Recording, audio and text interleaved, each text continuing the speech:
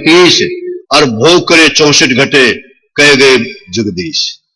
यानी तुम बैठ करके भजन कर रहे हो, उतनी देर में 12 कम होंगे, और तुम चल रहे हो, काम कर रहे हो, 18 कम हो जाएंगे, और सो रहे हो तो 30 हो जाएंगे, और भोगों में फंसे हुए तो 64 निकल जाते हैं उसी समय में। इतना फर्क हो जाता है। लंबी उम्र करनी हो तो भजन करो, भोगों में फंसोगे जल्दी जीवन समाप्त हो जाएगा। तो 21,600 सांस हम रोज लेते हैं। कितने?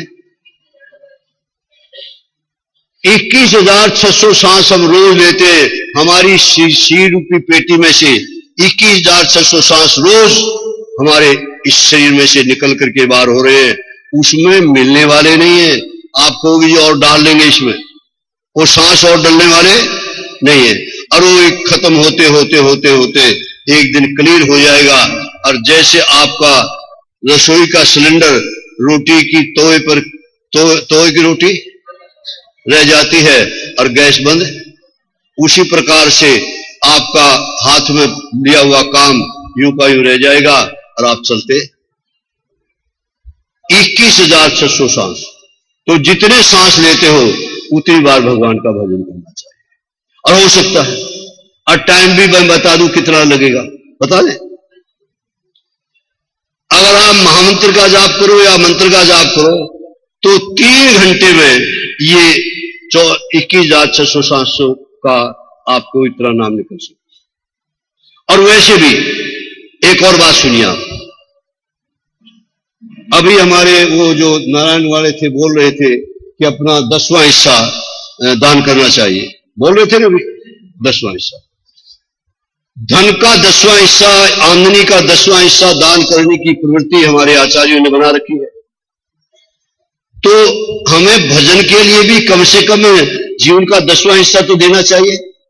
नहीं, 24 घंटे होते दिन रात के, 10वां हिस्सा कितना हो गया? 2 घंटे 40 मिनट। 2 घंटे 40 मिनट वहां दे दो और 20 मिनट हमारे कहने से दो।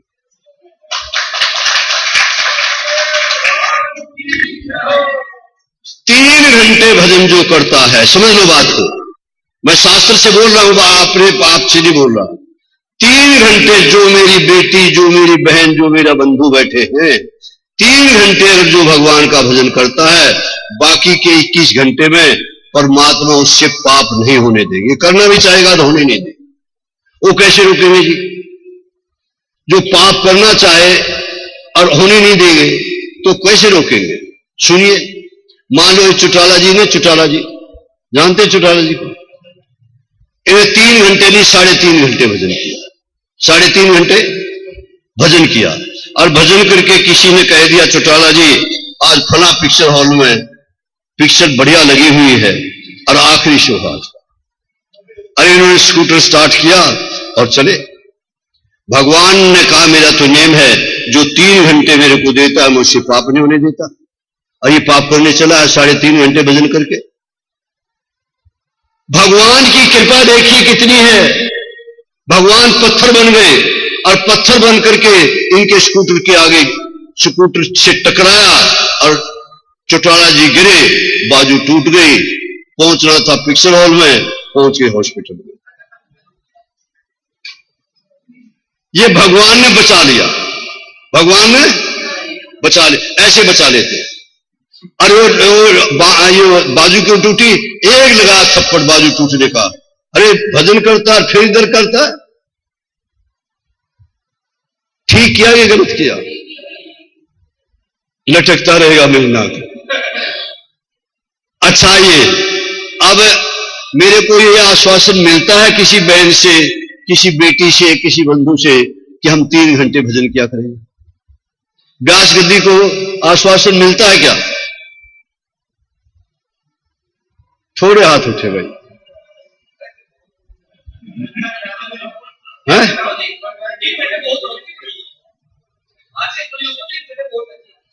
मैं तो 3 ही घंटे कहता हूं।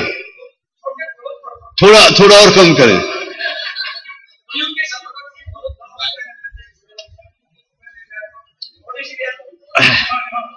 देखो भाई सुनो, सुनो सुनो सुनो, हमने पहले ही कम किया है, सुनो कैसे किया है। मनु जी महाराज ने, किसने? मनु जी महाराज ने 24 घंटे को 4 भागों में बांटा। सुनना जब कैसे। 6 घंटे सोने के लिए, 6 घंटे अपने स्वास्थ्य को ठीक रखने के लिए, नहाना है, सैर करनी है, क्या करना है, 6 घंटे उसके लिए, और 6 घंटे आपने रोजगार करने के लिए। कितने बच गए? 6 भजन करने के लिए। अब चौटाला जी ने कहा कि 6 घंटे तो ज्यादा है। भगवान को कहा कि 6 घंटे भजन के लिए ज्यादा है और कमाई के लिए 6 घंटे थोड़े हैं। भगवान ने रियायत कर दी कि चलो 3 घंटे उधर से निकाल करके तुम उधर लगा लो, इससे कम नहीं हो सकते, इससे कम नहीं हो सकते। हाँ, एक काम करो, गीता की बात को मान लो।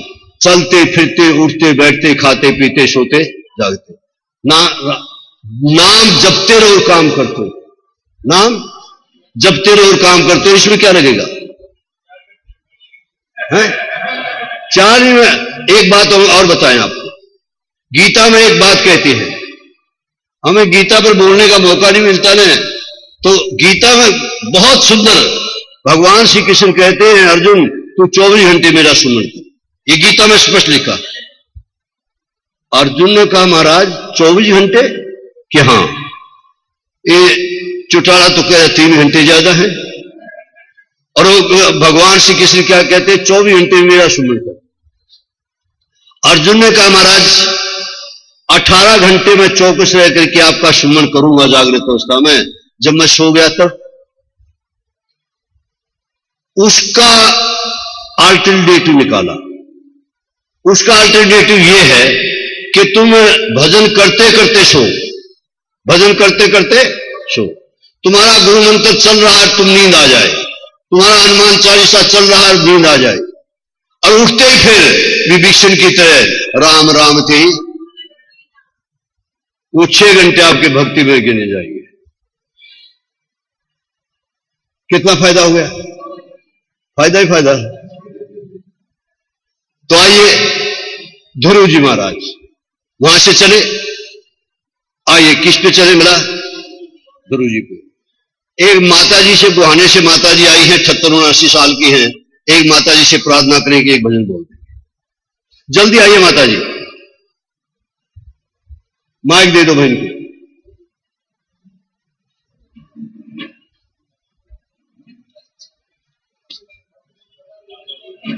माता जी है 78-79 साल की, 80 की, 80 साल की माता जी हैं, और 11 बार कौड़ जा चुके हैं, 11 बार। अब की दफा भी लेके आई। बोल सतगुरुदेव महाराज की जय।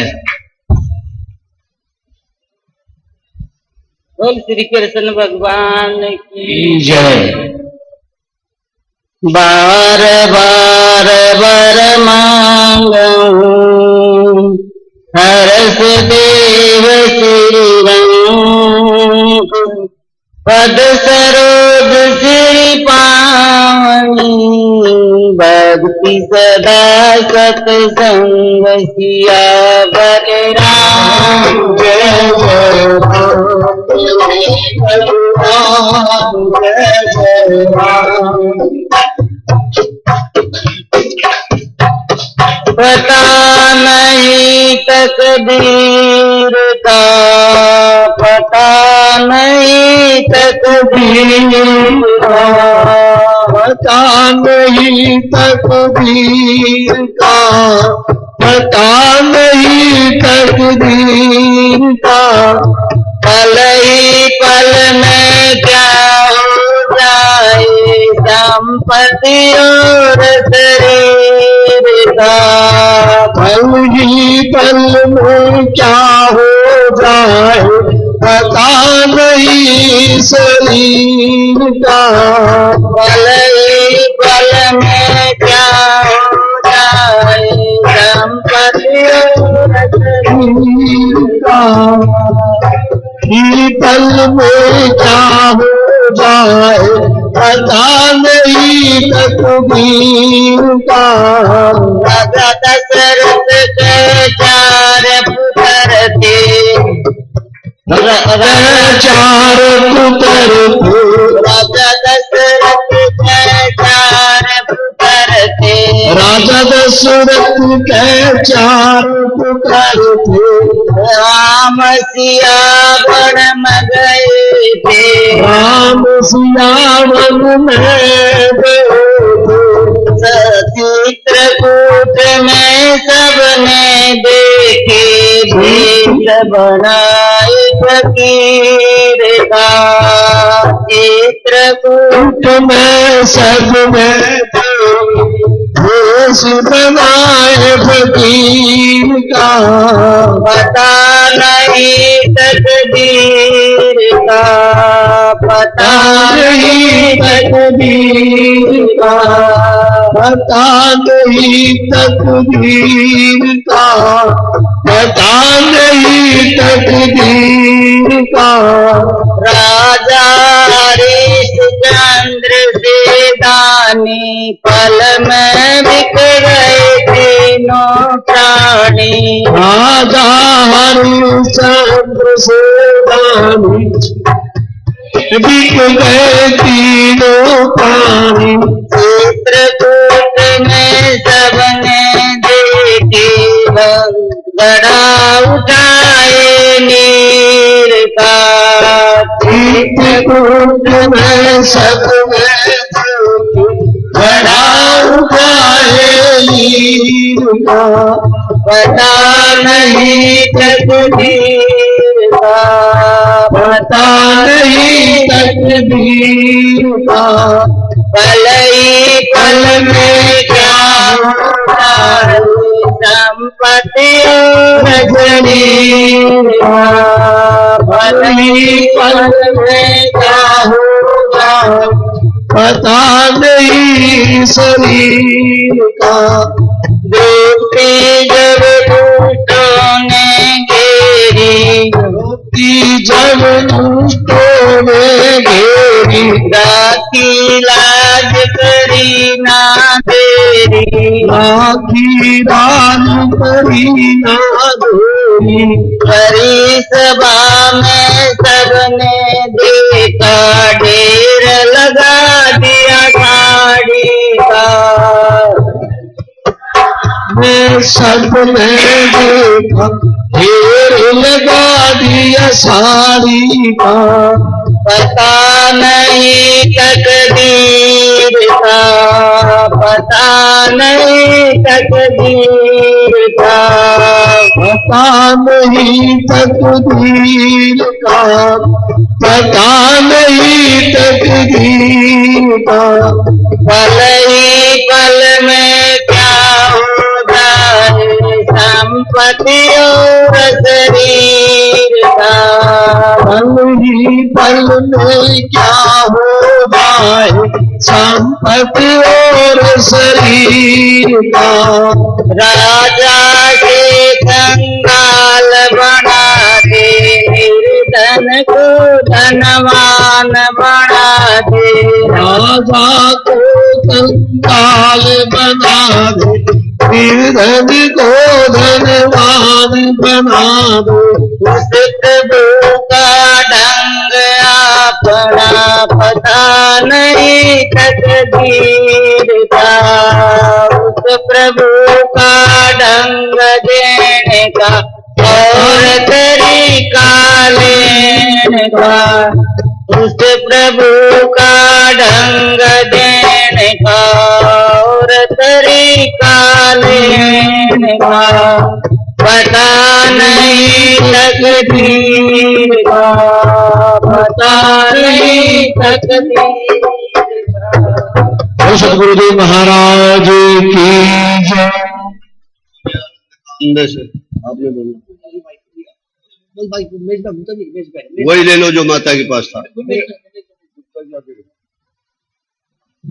बोलो वृंदावन बिहारी लाल की, वेद व्यास महाराज की, वृंदावन धाम की, सभी भक्तों की आदरणीय पूजनीय प्रातः स्मरणीय व्यास गद्दी पर विराजमान श्रीमद भागवत शरण मुकुंद हरि जी महाराज चंडीगढ़ वाले, आदरणीय पूजनीय दूर दूर अंदाज से आए हुए हमारे सभी श्रोता भगतजन, जिनको श्रीमद भागवत रामायण कथा समिति आपका हार्दिक अभिनंदन और स्वागत करती है।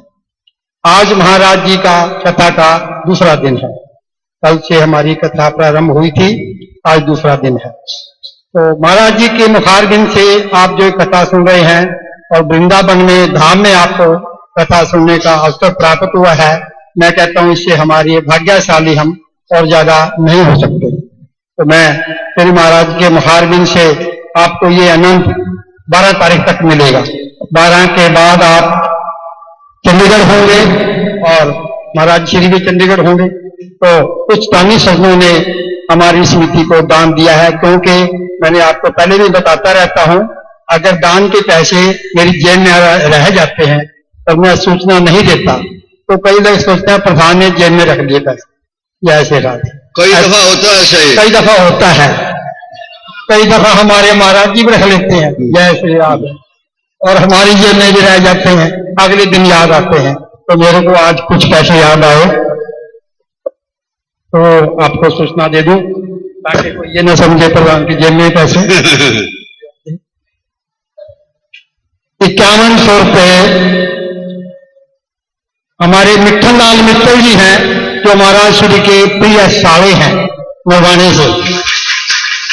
मैं उनका अपनी समिति की तरफ से हार्दिक स्वागत और अभिनंदन करता हूँ। 1100 रुपया पीडी सिंगला पंचकुला से, 1100 रुपया बीमा बहन जी पंचकुला से, 500 रुपया चमनलाल जी पंचकुला से। जिन दानी सज्जनों में ये आप दान दे रहे हैं, वो आपका सारा पैसा हम भंडारे में या कथा समिति में लगा रहे हैं। तो आज हमारे महाराज श्री का जो जैसे हमारा समय है कथा का 3:30 से 6:30 था, आज कल से रहेगा 3 से 6, क्योंकि ये चैनल वाले जो हैं उनका समय रोज का रोज है मेरे हिसाब से। ये कहते हैं उदयपुर से हमारे को इंफॉर्मेशन आती है, जो हमारे को आती है वो हम आपको बता देते हैं।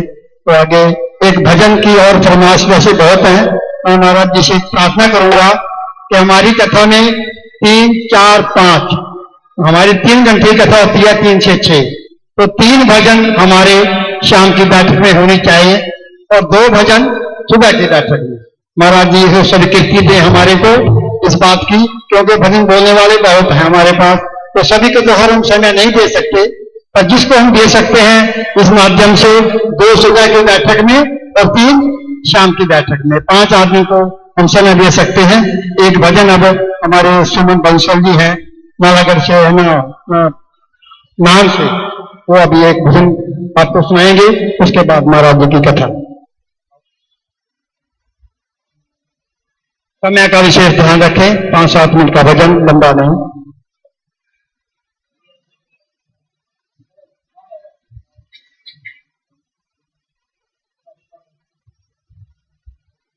बोल बाके बिहारी लाल की जय, पुराण की, बोल सतगुरुदेव महाराज की जय। मैं जोगन बन जाऊं घनश्याम मुरली वाले, मैं जोगन बन जाऊं घनश्याम मुरली वाले, मैं जोगन बन जाऊं घनश्याम मुरली वाले, मैं जोगन बन जाऊं घनश्याम मुरली वाले। अभी तो मेरे मन में आए और मैं बन जाऊं, अभी तो मेरे मन में आए और मैं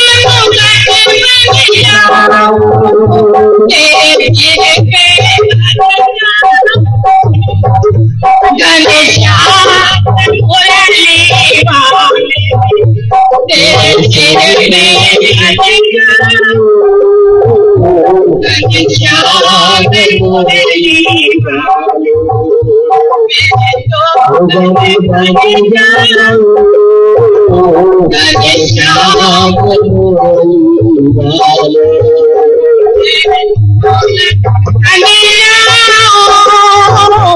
घनश्याम मुरली वाले अभी तो मेरे मन में आए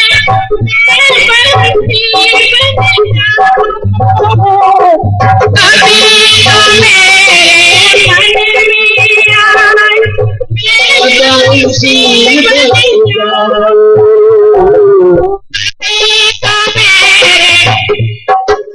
आए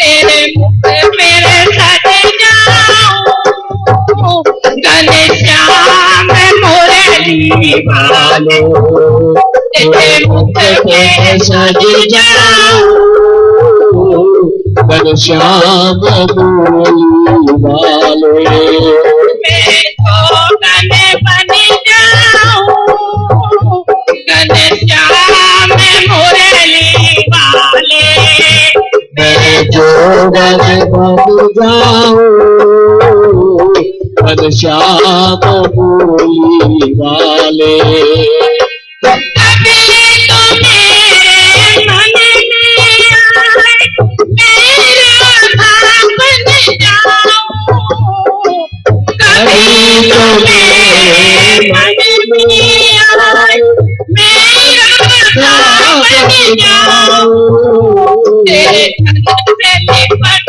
जाऊं घनश्याम मुरली वाले तेरे पद से लिपट जाऊं घनश्याम मुरली वाले मैं जो गन बन जाऊं घनश्याम मुरली वाले मैं जोगन बन जाऊं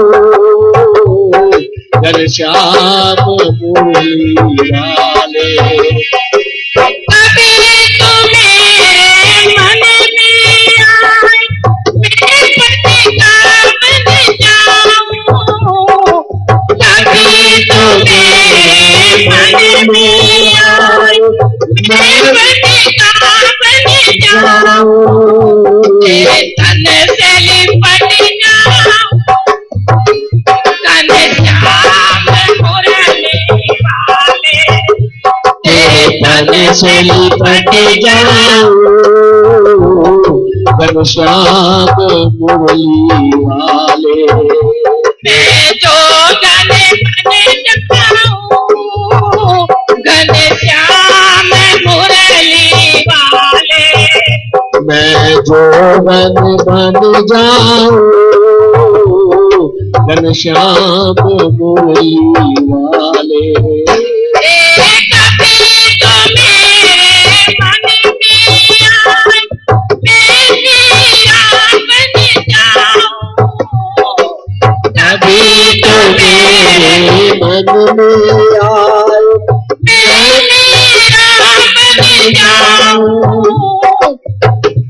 तेरे भजनों में रम जाऊं घनश्याम मुरली वाले तेरे भजनों में रम जाऊं घनश्याम मुरली वाले तो गन बन जाऊं घनश्याम मुरली वाले मैं जो गन बन जाऊं घनश्याम मुरली वाले जो गन बन जाऊं घनश्याम मुरली वाले महाराज की जय।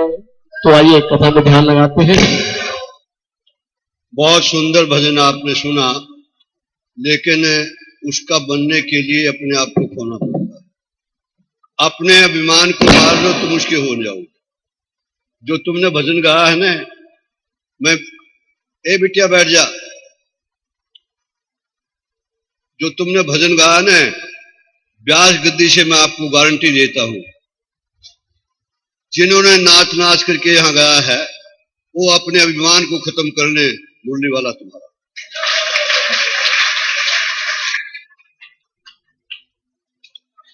बेड़ा पार, एक अभिमान खत्म करने से। आइए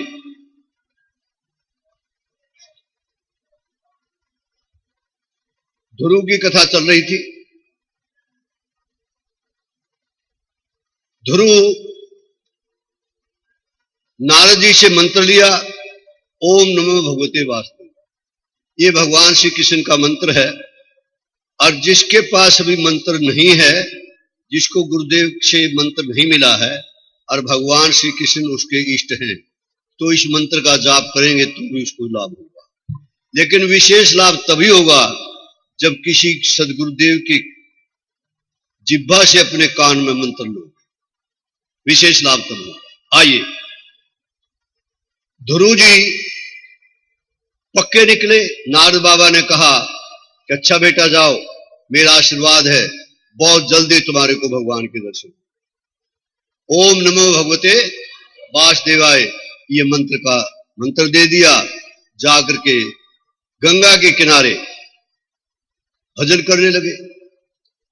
अब ऋषिकेश से ऊपर अगर चले जाओ तो गंगा की धारा जो आती है पहाड़ों पर से शोर होता है। वो अपना आसन बिछाया और भजन करने लगे। गंगा के शोर में भजन में विघ्न पड़ने लगा। आसन उठाया और आसन उठा करके चलने लगे। गंगा की धार में से आवाज आई, बेटा कहां जा रहे? कि मां मैं तुम्हारे से कुछ दूर जा रहा हूं। क्यों? कि तुम्हारा जो ये आवाज है मेरी भजन में बाधक है, मेरे भजन में बाधक है। गंगा मैया क्या कहती है, थोड़ी सी मैं गंगा मैया की चर्चा करूं भागवत के माध्यम से। राजा सगर के 60,000 पुत्र थे। 60,000 पुत्र थे तो उन्होंने ये यज्ञ किया और उस यज्ञ में इंद्र को खतरा हो गया, इनका यज्ञ पूरा हो गया तो मेरा सिंहासन को मिल जाएगा। उस यज्ञ का घोड़ा इंद्र ने चुराया और कपिल भगवान के पास। आप गंगा सागर गए कभी? गंगा सागर गए तो दाईं तरफ किसका मंदिर है? कपिल मुनि का मंदिर है। उसके पास घोड़ा बांध करके इंद्र छुप गया और 60,000 जो सारा राजा सगर के जो पुत्र थे उन्होंने सोचा घोड़ा इसी ने खोला, अब ये बैठ गया यूं कि मारो पकड़ो इसको, चोर भी मिल गया घोड़ा भी मिल गया। वो तो भगवान थे, उन्होंने कहा जाओ जल करके भस्म। 60,000 राजा सगर के पुत्र जल करके भस्म। अब जो जल से जल करके भस्म हुए उसकी गति लिखी ही नहीं है। विचार किया इनकी गति कैसे हो सकती कि गंगा का अवतरण हो तो इनकी गति हो सकती है। 3 पीढ़ियों से गंगा को लाने के लिए प्रार्थना हो रही है। तीसरी पीढ़ी में भगीरथ हुए और भगीरथ ने प्रार्थना की और भगीरथ की प्रार्थना सुनकर के भगवान ने गंगा मैया को कहा गंगे जाओ भगीरथ के साथ। कि ठीक है, मेरे को क्या करना भगवान, मैं जा रही हूं, मेरे को करना क्या होगा कि जो भी पापी आए उसका पाप ले लेना और उसको पुण्यात्मा करके भेज देना। कि ठीक है, मैं जा रही हूं। दरवाजे तक गई थी, वापस आ गई। सबके पाप मैंने लेने के, हाँ, चंडीगढ़ पंचकूला वालों को छोड़ करके सबके पाप के, हाँ, कि मेरे पास तो पापों का ढेर हो जाएगा, मेरा कैसे उद्धार होगा। तब भगवान ने कहा तेरे उद्धार की बात मैंने सोच रखी। सुनिए क्या सोच रखी। कोई एक भजन करने वाला संत तेरे किनारे घूम जाएगा, उसके शरीर से लगी हवा जब तेरे को लगेगी तू पावन हो जाएगा और उसने तेरे में स्नान कर लिया तो तू परम पवित्र हो जाएगा। ये गंगा मैया को आश्वासन दे दिया। अब इस चर्चा से हमें क्या सूत्र पकड़ना है? सूत्र यह पकड़ना है, जब तुम गंगा जल जाओ, गंगा हरिद्वार जाओ, तो गंगा मैया को अपने पाप देने के लिए जाओ। अच्छा, हरिद्वार गए कभी? क्या करने गए? हैं? पाप धोने के लिए। पाप करते ही क्यों? देखिए, सुनिए संतोष बहन, सुनिए। गंगा मैया को पाप देने जाते हैं और गंगा मैया को मैया कहते हैं। गंगा, अच्छा, पाप गंदगी का टोकरा है और पुण्य कर्म गुलाब के फूलों का गुलदस्ता है। मां को गंदगी का टोकरा देना चाहिए, गुलाब के फूलों का गुलदस्ता? सच्ची बताओ, हैं? तो आज से निर्णय करो, यहां भागवत में बैठे हो और कन्हैया के उस धाम में बैठे हो, आज से निर्णय करो कि जब भी हरिद्वार गंगा स्नान करने जाएंगे, हम गंगा मैया को कहेंगे, गंगा मैया, मैं अपना भजन देने के लिए तेरे पास आई हूं, मैं अपना पाप देने के लिए नहीं आई।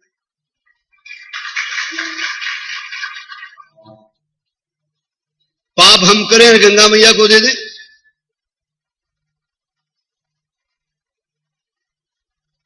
संत बन करके गंगा में स्नान करो, संत बन करके गंगा के किनारे पर घूमो। एक बार की बात है, हमारे जैसा कोई पापी आदमी था, वो गंगा स्नान करने के लिए निकला। गंगा मैया 25 पौड़ी नीचे उतर गई। हमने हिम्मत की 25 और उतर के स्नान कर लिया। 25 तो पहले थी, 25 और उतर गई। 50 पौड़ी उतर के हमने स्नान करके वापस आ गए। कपड़े पहन रहे थे, इतनी देर में अगस्त ऋषि आ गए। 50 पौड़ी ऊपर चढ़ गई गंगा मैया, 50 ऊपर चढ़ गई। हमने कहा, मैया ये क्या बात? जब हमने स्नान किया तो तुम 25 और नीचे उतर गई, और जब ये स्नान करने आए तुम 25 और ऊपर आ गई। कि बेटा, ये मेरे में नहीं, तुम्हारे दोनों में डिफरेंस है। तुम पाप देने आए हो और ये मेरे पाप लेने आया। तुम मेरे को अपवित्र करने आए हो और ये मेरे को पवित्र करने के लिए आया। गंगा मैया के पास जाओ तो कभी भी गंगा मैया को ये मत कहना कि मेरे पाप ले लो, मैं अपना भजन देने आई हूं। और एक काम और करना, करोगी? जिस दिन तुम्हारा प्रोग्राम बन जाए, भाई गंगा मैया जाना है, हरिद्वार जाना है, 10 दिन के बाद, 15 दिन के बाद, 2 दिन के बाद, 1 दिन के बाद, महीने के बाद, चाहे एट द स्पॉट बने प्रोग्राम। एट दी स्पॉट भी बनेगा तो 5 घंटे लगेंगे कार में भी। 5 घंटे भजन करते चलो और जागर के कह दो, जो 5 घंटे कार में भजन किया है वो मैं तेरे अर्पण। पाप मैंने किया, मैं भुगतूंगी, और ये जो भजन है वो मैं तुम्हारे अकाउंट में। फिर देखो गंगा मैया हृदय से लगाएगी कि नहीं लगाएगी? जब गंगा मैया तुम्हारे को हृदय से लगाएगी तो फिर पाप रहेगा। दोनों काम बन गए। दोनों काम बन गए कि नहीं बन गए? इसलिए गंगा मैया को कभी भी पाप देने के लिए नहीं जाना। मैया है हमारी।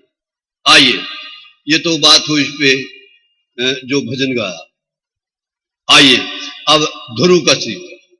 ध्रुव जी वहां से गंगा मैया के किनारे, गंगा मैया ने कहा, बेटा मैं अपनी आवाज बंद करती हूं, तू यहीं बैठ, तू यहीं बैठ। देखिए, भजन करने वाले की हर जगह कीमत है। भजन करने वाले की हर जगह कीमत है। भजन कर रहा है, 9 दिन के फासले पर कुछ छोड़ दिया, अन्न तो खाया ही नहीं,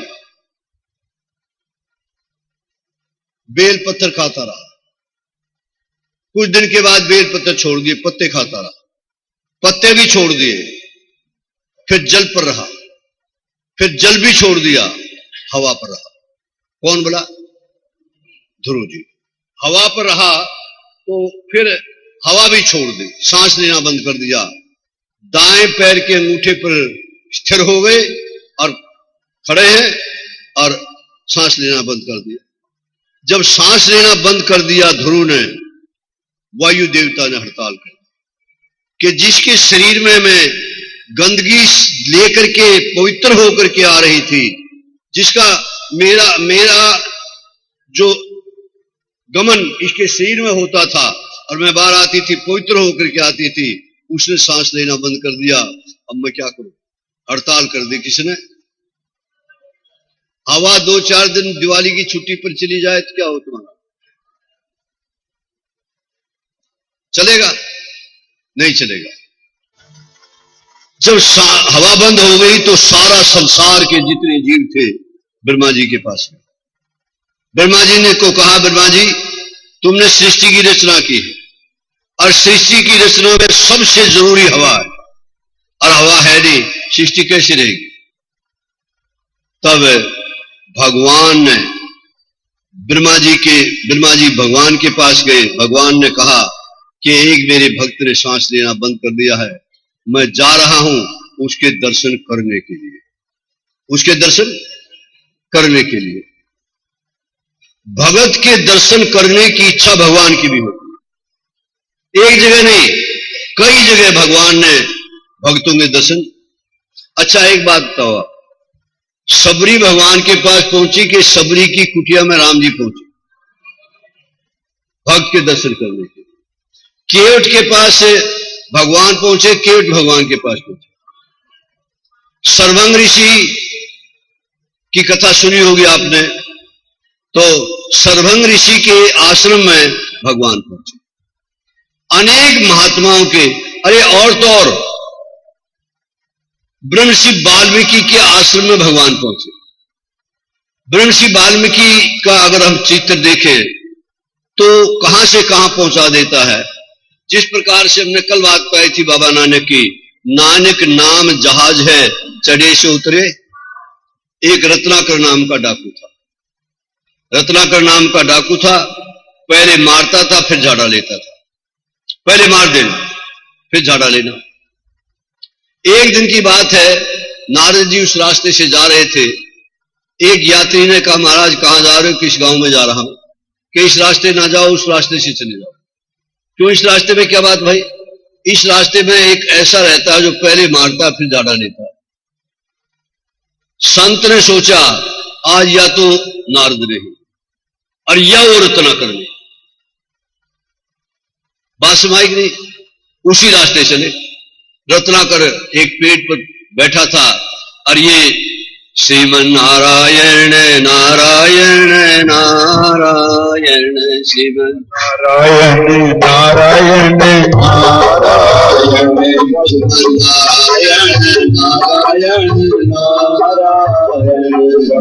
नारायण नारायण नारायण नारायण।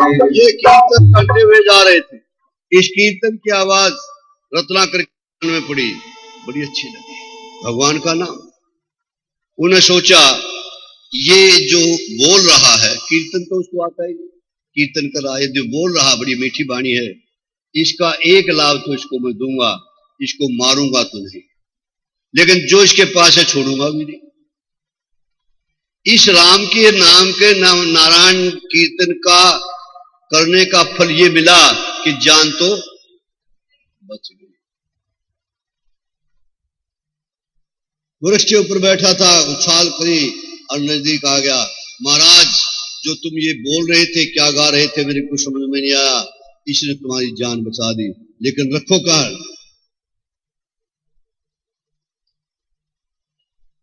नारद बाबा ने एक कृपा की दृष्टि उसे रत्नाकर डाकू पर डाली। संत की दृष्टि किसी अधम से अधम पर भी पड़ जाए तो संत बन जाता है। संत की दृष्टि होना चाहिए। संत ने कृपा की एक दृष्टि उसके सिर पर डाली और ऐसे मैल, ऐसे जो विचार गंदे थे वो एकदम निकल गए। नारद बाबा ने कहा, बेटा हमारे पास तो ये वीणा और ये लंगोटी छोटी ये है, ले लो, लेकिन एक बात तो बताओ, क्या कि जो तुम कर्म कर रहे हो इसका फल नरक मिलेगा, उसमें भी तो जाना पड़ेगा। क्यों जाएंगे? तुम्हें मैं चला जाऊंगा। कि वो कौन कि जो बैठे बैठे घर खाते रहते हैं। देवर्षि नारद ने कहा वो तेरे ले जाए हुए समान के पार्टनर हैं, तेरे किए हुए पाप कर्म का फल दुख में पार्टनर नहीं। नरक में तो तेरे को ही जाना पड़ेगा। वाह महाराज वाह, खाते हो और मैं जाऊंगा क्यों? कि पूछ के आ जा कि तुम चले जाओगे कि नहीं, मैं यही खड़ा हूं कि नहीं, भरोसा नहीं। एक अधम शरीर का उद्धार करने के लिए नारद जी ने कहा मेरे को पेड़ से बांध दो। चाहो पेड़ से बंध गए नारद जी, बांध के गया। पिता से पूछा, पिताजी बैठे बैठे खाते रहते हो, कभी पकौड़े बनाते हो, कभी क्या बनाते हो, और मैं वहां गर्मी में ये तो मैं जो पाप मैं करता हूं उसमें जो नरक में जाना पड़ेगा, तुम हिस्सेदार हो करे? पिता ने कहा ना, जब तू छोटा था हमने पाल पोसा, हम बूढ़े हो गए, तू जवान हो गया, हमने कब कहा तू ये काम करके ला, मेहनत करके ला, जिम्मेवारी खिलाने की तेरी। माता ने भी ये जवाब दे दिया। फिर भगवान के पास गए। भगवान कौन? धर्मपत्नी। तुम तो साथ दोगी कि ना? कि क्यों? तुम खाती नहीं हो क्या? बोला खाती हूं, लेकिन साथ तेरा नहीं दूंगी। क्यों नहीं देगी? कि एक बात सुन लो जी, राशन लाने की ड्यूटी तुम्हारी और रसोई में राशन ला करके भोजन बनाने की ड्यूटी तुम मेहनत से लाओ। मैंने कब कहा कि तुम ऐसे करके लाओ? जवाब मिल गया, होश ठिकाने आ गए। एक संत की नजर उसके ऊपर पड़ चुकी थी, मन बदल गया, आके चरणों में गिर पड़ा। महाराज बचाओ कैसे? कि एक ही है, इक्को बूटी राम नाम तेरे सारे दुखों की। एक टेबलेट ऐसी है, जितने प्रकार के दुख हों वो एक टेबलेट सारे दुखों को दूर करती है। वो टेबलेट कौन सी है? राम नाम। राम राम बोल, क्यों तो नहीं बोला जाता? वो तो बाबा तुलसी ने लिखा है, तुलसी पिछले पाप से हरि नाम ना सुखा। पूर्व जन्म में जो पाप करके आया है और जो इस समय पाप कर रहा है, उसको हरि का नाम अच्छा भी नहीं लगेगा, हरि की कथा भी अच्छी नहीं लगेगी, मन नहीं लगेगा कथा में, उठ के क्या चला जाएगा, बहाना बनाएगा। ये बोल नहीं रहा है, बस कान को लगा, आया मैं आया, आया मैं आया, बस चला जाएगा। कौन? जिसके अकाउंट में भजन नहीं है।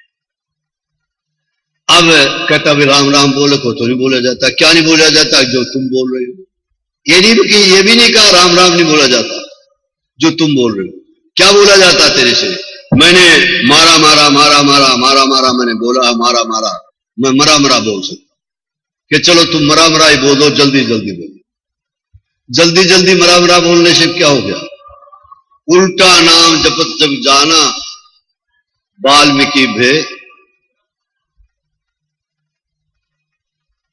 एक बात देखो, इस प्रसंग में कहां से कहां पहुंच गया। ब्रह्मर्षि वाल्मीकि बन गए, और ब्रह्मर्षि वाल्मीकि बन गए तो ब्रह्मर्षि वाल्मीकि की कुटिया में भगवान स्वयं जाकर के पूछते हैं। रामायण में प्रसंग आता है, 14 साल में कहां? इतनी कीमत है राम के नाम की, कौवे को हंस बना देता है। कौन? राम का नाम। आइए ध्रुव के पास। ध्रुव ने सांस लेना बंद कर दिया, और जब सांस लेना बंद कर दिया ध्रुव ने, तो वायु देवता ने हड़ताल कर दी। वायु देवता की हड़ताल खुलाने के लिए भगवान विष्णु ने ध्रुव के सामने जब प्रकट हुए, ध्रुव नहीं गया, ध्रुव के पास भगवान आए। ध्यान करना, तुम भजन करो, तुम्हारे पास भगवान आएंगे। महत्ता भजन की है, और भजन भी कैसे करना है? पाप छोड़, पहले पाप छोड़ना फिर भजन करना। हम करते क्या है? भजन भी करते हैं और थोड़ा मोटा। अब यहां बैठे सब संत बैठे, और यहां से निकलेंगे तेरी जिठानी और मेरी दुरानी, वो काम गड़बड़, जो निंदा चुगली करते हैं वो काम गड़बड़ हो जाता है, पाप भी करते हैं और भजन भी करते हैं, इसलिए हमें उस भजन का पूरा लाभ नहीं मिल पाता। आइए अब ध्रुव जी के सामने प्रकट हो गए। ध्रुव जी डंडे की तरह गिर पड़ा, उठा करके भगवान ने हृदय से लगाया। ध्रुव 5 साल की अवस्था में निकल गया था, कोई मंत्र, कोई स्तुति, कोई कुछ नहीं जानता था, क्योंकि रास्ते में गुरु मिले और गुरु ने एक ही मंत्र दिया, ओम नमो भगवते वासुदेवाय, इसके अलावा कुछ जानता नहीं था। स्तुति भगवान की करना चाहता है लेकिन कुछ आती नहीं। चतुर्भुज भगवान के एक हाथ में शंख था, भगवान ने शंख उसकी गाल पे छुआया, सरस्वती उसके कंठ में आ गई। कई अध्यायों में स्तुति की, ध्रुव ने स्तुति की। भगवान ने कहा ध्रुव मांग, क्या मांगता? कि महाराज जब मैं घर से चला मांगने की इच्छा थी, तुम्हारा नाम जपने और तुम्हारा दर्शन से मांग करने की इच्छा थी। इस प्रसंग से एक सूत्र आप पकड़ो। कामनाएं हैं हमारे जीवन के अंदर और भौतिक कामनाएं ज्यादा है। परमात्मा के मिलने की कामना तो किसी किसी के हृदय में होगी। कोठी बने, कार बने, ये बने, ये बने, ये बने, ये बने, ये कामनाएं हम लिए बैठे हैं। ये कामनाएं खत्म हो सकती हैं भजन करने से, परमात्मा का दर्शन करने से, जिस प्रकार से ध्रुव की होगी। ध्रुव कहता है जब मैं चला था घर से, कामना थी कि मैं अपने पिता की राजगद्दी का अधिकारी बनूं, लेकिन आपका भजन किया और आपका दर्शन हो गया, कामना बह गई। कामनाएं खत्म होने की देर है, भगवान के प्रकट होने की देर नहीं है। अब वो कामनाएं खत्म हो गई तो भगवान ने कहा कि भाई मांगना तो पड़ेगा कुछ न कुछ, मेरा दर्शन कभी खाली जाता नहीं। ध्रुव कहता मेरे को जरूरत नहीं, ध्रुव कहता मेरे को जरूरत नहीं, और भगवान कहते तेरे को मांगना पड़ेगा। दोनों में बहस हो रही है। भगवान ने कहा अच्छा तू नहीं मांगता तो मैं अपनी इच्छा से देता, और तेरे लिए नहीं देता। मैं संसार को दिखाना चाहता हूं कि मेरी भक्ति करने वाले को क्या मिलता है, भोग भी मिलता है, योग भी मिलता है। मेरी भक्ति करने वाले को भोग भी मिलता है और योग भी। श्रीमद् भागवत में 4 अध्याय महात्म के आखिर में, उन आखिर के उनमें लिखा है श्रीमद् भागवत आपको भोग भी देती है, योग भी देती है। अगर किसी के बच्चा नहीं हो रहा हो, भागवत करा लो, भागवत आपको बच्चा देगी। किसी प्रकार की संसारिक कामना भी पूरी करती है भागवत, और आपको बैकुंठ धाम में पहुंचाती है भागवत। अब ध्रुव को कहा कि तू तो लेना नहीं चाहता, लेकिन मैं दुनिया को दिखाना चाहता हूं कि मेरी भक्ति करने वाले को भोग भी मिलता है और योग भी मिलता है। जाओ 6 महीने की तपस्या का फल 36,000 साल तक तुम अपने पिता की गद्दी पर बैठकर विराज करो। कितना? 36,000 साल तक करोगे। दोनों कान पकड़ करके ध्रुव ने कहा महाराज माफ करो। क्यों? कि मैंने सुना है तपेश राजा राजा सुधर के, जो तप करता है उसको राज मिलता है, और जो राजा बन जाता है उसको नरक में जाना पड़ता है। और खासकर आजकल के राजाओं को तो जाना ही पड़ेगा। क्यों? जिस दिन वो इलेक्शन में खड़े होने की बात सोचते हैं, उसी दिन पुण्य करना शुरू कर देते हैं। उसी दिन पुण्य करना शुरू कर देते हैं, और उसका फल तो मिलेगा ही मिलेगा। अच्छा अब आइए, ध्रुव जी को कहा जाओ 36,000 साल का तुम अपने पिता की गद्दी पर राज करो, कि महाराज मेरे को नहीं चाहिए। तपेश्वर राजा राजा सो नर के, कि वो जो कानून है वो कलयुग के राजाओं के लिए होगा, तेरे लिए नहीं। तेरे लिए मैंने 36,000 साल के बाद जहां तेरे जाना है वो ध्रुव लोक कभी से मैंने बना करके तैयार कर दिया। ध्रुव लोक तैयार है, लेकिन 36,000 तेरे को अपने पिता की राजगद्दी पर बैठ करके राज करना। अब ध्रुव आए हैं। नारद जी ने आकर के सूचना दी उत्तान पाद कि तेरा बेटा भगवान को मिलकर के आया, भगवान का आशीर्वाद लेकर के आया। जो माता थी कुमाता वो भी, और सुरुचि माता भी, सुनीति माता भी, और सब उसका स्वागत करने आए। भगवान के भक्त का हर जगह स्वागत होता है।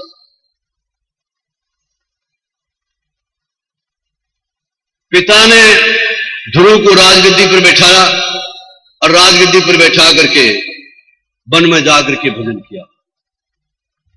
और ये 36,000 साल तक राज करता है। बीच में इसका उत्तम भाई था जो मौसी का लड़का था, एक दिन शिकार खेलने गया, यक्षों ने उसको मार दिया। जब ध्रुव को पता लगा कि यक्षों ने मेरे भाई को मार दिया है, तब ध्रुव ने उन यक्षों पर चढ़ाई की और चढ़ाई करके बहुत सारे यक्षों को मार दिया।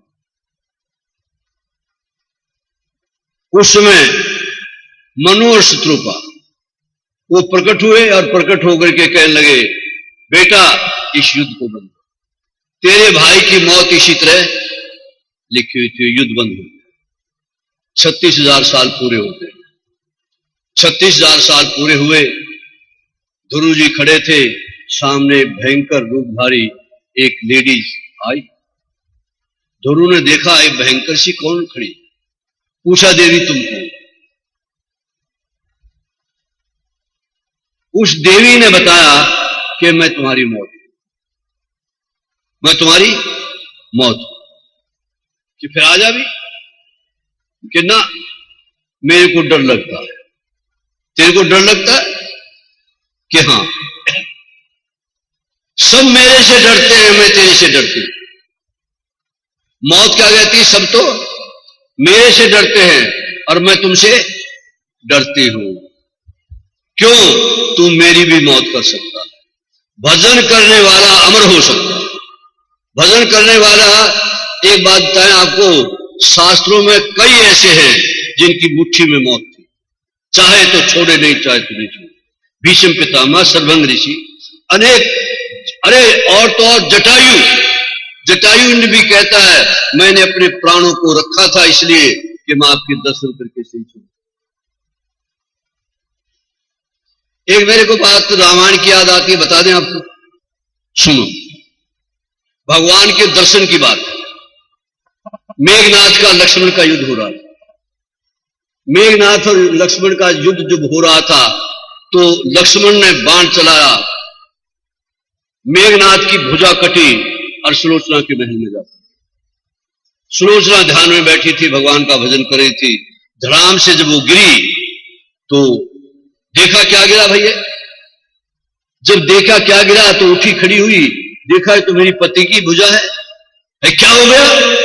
अकस्मात मुंह से निकला, उसने इशारा किया, जीभ नहीं है, हाथ है, लिख सकता है, बोल नहीं सकता। सुलोचना ने कागज और पेंसिल उसके हाथ में दे दिया। उसके हाथ में कागज पेंसिल दिया, उसने कटे हुए हाथ में लिख दिया, मैं युद्ध की भूमि में युद्ध करते हुए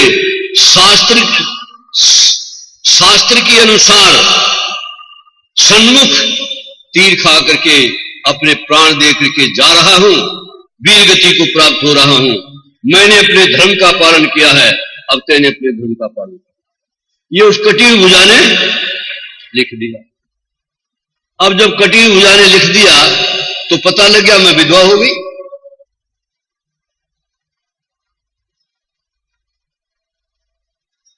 बोलो श्री वृंदावन बिहारी लाल। अपनी माता मंदोदरी के पास गई। सुने, किसके पास गई? मंदोदरी के पास गई।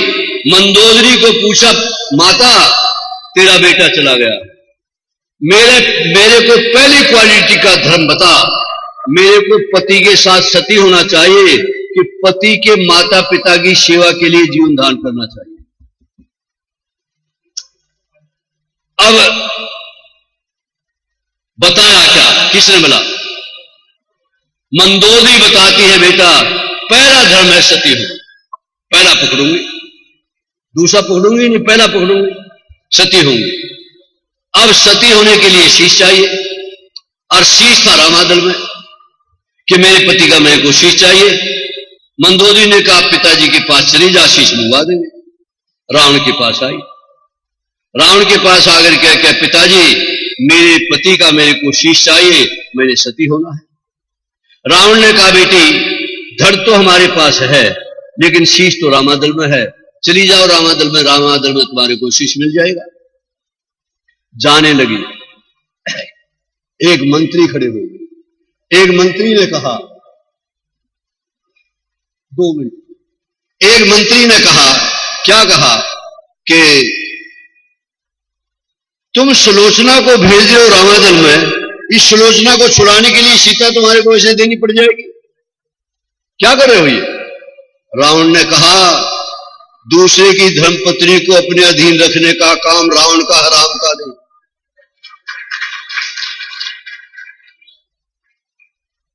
दूसरे की धर्मपत्नी को अपने अधीन रखने का काम रावण का हराम का नहीं। बेटी निर्भय होकर चली जाओ।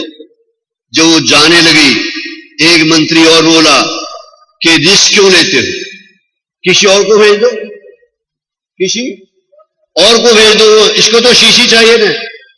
अब सुनना रावण क्या कहता। देखो भाई आवाज आ रही है, थोड़ा कम हो सकती है क्या? सुनिए। दूसरे मंत्री ने कहा किसी और को भेज दो, शीशी चाहिए ना इसको, तो किसको तो शीश चाहिए, शीश के लिए नहीं मैं भेज रहा इसको। शीश तो अभी हम सूचना दें हनुमान जी के द्वारा यहां आ जाएगा। मैं अपनी बेटी को भेज रहा हूं, मेरी बेटी शरीर त्याग रही है, शरीर त्यागने से पहले राम का दर्शन। ये रावण के शब्द हैं। मेरी बेटी शरीर त्याग रही है, शरीर त्यागने से पहले एक बार राम का दर्शन। व्यास गद्दी भी आपको एक निवेदन करती है, शरीर एक दिन छूटेगा, शरीर छूटे उससे पहले दम निकले, उससे पहले पूरा दम लगा दो भगवान का भजन करो। बात समझ आपको? आपने कुछ बोलना महाराज, 2-4 मिनट बोलो।